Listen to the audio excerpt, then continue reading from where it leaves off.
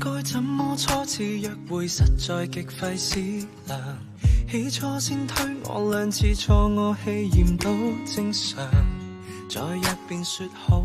其實第一次見你就已經好中意你，咁我嗰陣時一直都唔敢同你喺埋一齊，咁我諗咗好耐，心思熟慮咗好耐，咁我決定我下半世就交俾你啦。意思問可唔可以嫁俾我啊？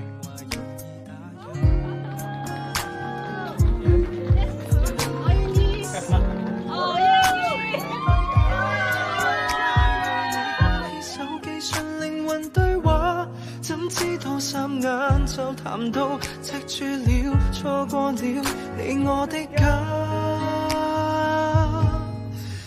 像我書生初約佳人，蝴蝶滿心飛，不覺未走近。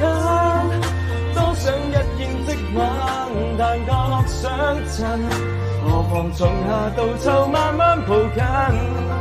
明月正偷窺這對璧人，蝴蝶滿心飛，不覺到底蘊。前冊古典小說裏優雅的情感，長遠父母初相識的